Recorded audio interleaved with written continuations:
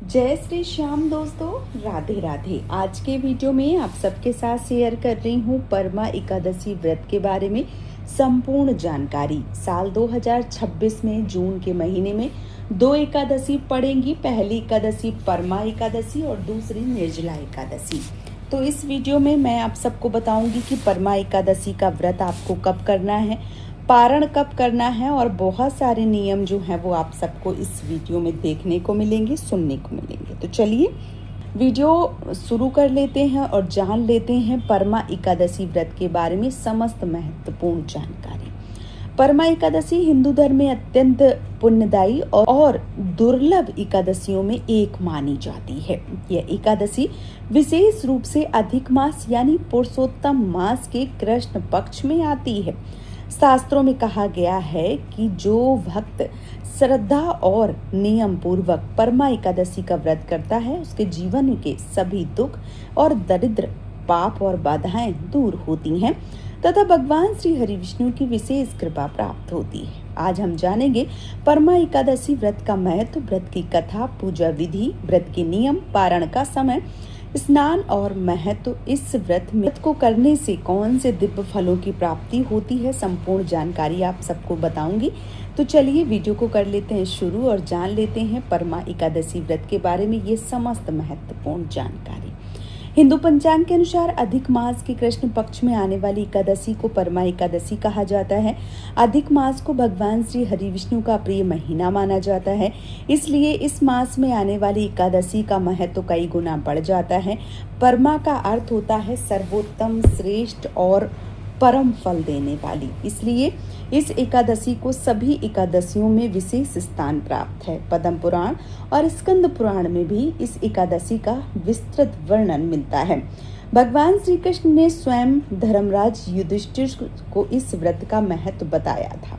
परमा एकादशी आध्यात्मिक महत्व क्या होने वाला है, तो सनातन धर्म में एकादशी को भगवान श्री हरि विष्णु की तिथि भी कहा जाता है। माना जाता है कि इस दिन भगवान श्री हरि विष्णु की पूजा करने से मनुष्य के जन्म जन्मांतर के पाप नष्ट हो जाते हैं।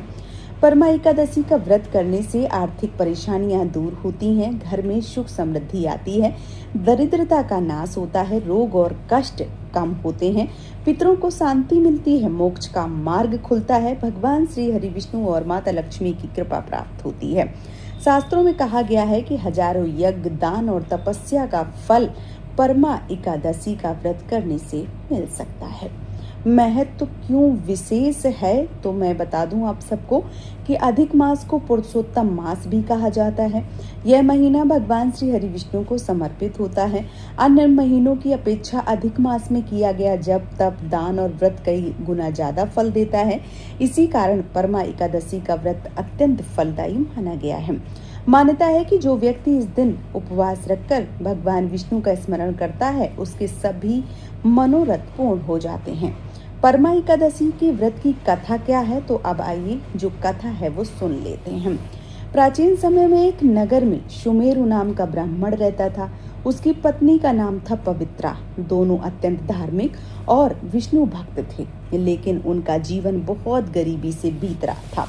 घर में भोजन तक की व्यवस्था नहीं हो पाती थी। ऐसा कई बार होता कि दोनों भूखे सो जाते थे, फिर भी वे भगवान का स्मरण करना नहीं छोड़ते थे।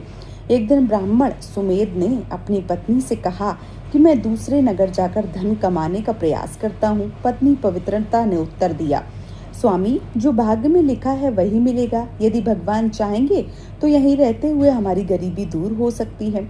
कुछ समय बाद उनके घर महर्षि कौटिल्य पधारे। दोनों ने अत्यंत श्रद्धा से ऋषि की सेवा की। ऋषि उनकी भक्ति और विनम्रता से प्रसन्न हुए। तब पवित्रता ने उनसे पूछा, हे मुनिवर, कृपा करके कोई ऐसा व्रत बतलाइए जिससे हमारी दरिद्रता दूर हो, भगवान श्री हरि विष्णु की कृपा प्राप्त हो। तब महर्षि कौटिल्य ने कहा, अधिक मास के कृष्ण पक्ष में आने वाली परमा एकादशी का व्रत करो। यह व्रत समस्त पापों और दुखों का नाश करने वाला है। ऋषि ने उन्हें व्रत की संपूर्ण विधि बता दी। दोनों पति पत्नी ने श्रद्धा पूर्वक इस व्रत को किया। उन्होंने रात्रि भर भगवान श्री हरि विष्णु का भक्ति कीर्तन किया। व्रत के प्रभाव से उनकी दरिद्रता जो है वो समाप्त हो गई। उन्हें धन, वैभव, सम्मान और सुख की प्राप्ति हुई। जीवन के अंत में दोनों को भगवान श्री हरि विष्णु के धाम में स्थान मिला। यही कारण है कि परमा एकादशी को दरिद्रता नाशक मोक्षदायिनी एकादशी कहा गया है। किस प्रकार से तैयारी करनी चाहिए? तो 10वीं तिथि से ही एकादशी व्रत की तैयारी हो जाती है। 10वीं तिथि वाले दिन ही आपको सात्विक भोजन करना है। बिना लहसुन, प्याज, मांस, मदिरा का सेवन ना करें। क्रोध, वाद विवाद से दूर रहें। भगवान श्री हरि विष्णु का स्मरण करें। रात्रि में जल्दी सोएं, मन को शांत रखें और परमा एकादशी का व्रत जो है वो अगले दिन विधि पूर्वक करें। अगले दिन जिस दिन एकादशी है उस दिन सुबह अच्छे से स्नान ध्यान करें। सबसे पहले तो ब्रह्म मुहूर्त में उठें, स्नान ध्यान करें और फिर पूजा करें। इसके लिए आपको सुबह स्नान ध्यान करने के बाद साफ स्वच्छ वस्त्र धारण करना है, मंदिर को साफ करना है, लक्ष्मी नारायण की पूजा करना है और पूजा में आप पीले वस्त्र, तुलसी दल, पीले फूल, धूप, दीपक, चंदन, अक्षत, फल, पंचामृत, नैवेद्य, पूजा में जो भी चीज़ें लगती हैं उन सभी चीज़ों का सामान जो है वो इकट्ठा करके भगवान गणेश का स्मरण करना चाहिए। फिर भगवान श्री हरि विष्णु का ध्यान करना चाहिए, दीपक जलाना चाहिए, स्नान करवाएं, चंदन अक्षत अर्पित करें और अक्षत में तिल अर्पित करें। चावल निषेध बताए गए हैं, चावलों को छूना भी वर्जित बताया गया है। कहते हैं एकादशी में चावलों में पाप छुप जाते हैं, तो चावल जो है वो बिल्कुल भी ना छुएं। फिर पीले फूल चढ़ाएं, तुलसी दल अर्पित करें, विष्णु सहस्त्र का पाठ करें, गीता का पाठ करें, आरती करें, व्रत का संकल्प लें। व्रत का जो संकल्प है वो किस तरीके से आप व्रत कर रहे हैं वो भगवान को ज़रूर बताएं। इसके साथ ही साथ इस दिन आप जल, फल, दूध, दही, मखाने, सिंघाड़े का आटा, कुट्टू का आटा, साबूदाना, सूखे मेवे जो है वो खा सकते हैं। और क्या नहीं खा सकते हैं? तो चावल, गेहूँ, दालें, मांसाहार, लहसुन, प्याज, ये सारी चीज़ें जो हैं वो नहीं खा सकते हैं। रात्रि जागरण करना चाहिए। इसके लिए विष्णु सहस्त्र का पाठ कर सकते हैं, भजन कीर्तन कर सकते हैं, श्रीमद् भागवत का पाठ कर सकते हैं, ओम नमो भगवते वासुदेवाय नमः मंत्र का जप कर सकते हैं और ऐसा करने से आपको कई गुना पुण्य फलों की प्राप्ति जो है वो मिल जाती है। दान जरूर करें। अन्न का, वस्त्र का, फल का, गुड़ का, घी का, दक्षिणा, छतरी का, जलपात्र, जो भी आप के सामर्थ्य के अनुसार है, ज़रूरतमंदों को जरूर दान करना चाहिए।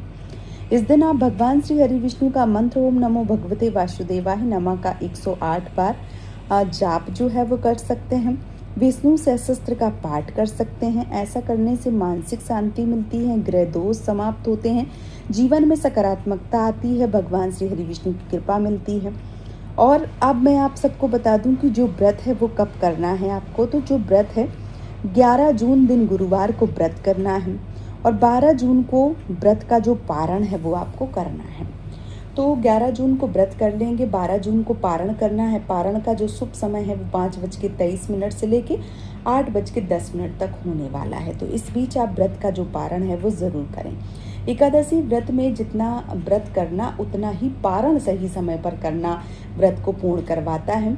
अगर आप व्रत सही से कर लेते हैं, पारण नहीं कर पाते हैं या पारण कर लेते हैं, व्रत नहीं करते हैं, तो उसका पूर्ण फल नहीं मिलता है। तो कोशिश करिए कि आप व्रत और पूजन और पारण सही समय पे करें। तो परमा एकादशी का जो व्रत है वो 11 जून दिन गुरुवार को रखा जा रहा है और जो पारण है वो 12 जून को किया जा रहा है। तो आप इस व्रत को जरूर करें और अपनी समस्त मनोकामनाओं को पूर्ण कर लें। उम्मीद करती हूँ आज का वीडियो आप सबको पसंद आया होगा। यदि वीडियो पसंद आया है तो आप हमें सपोर्ट कर सकते हैं इस चैनल को सब्सक्राइब करके और वीडियो को लाइक करके। आज का ये वीडियो मैं यहीं पे समाप्त करूँगी।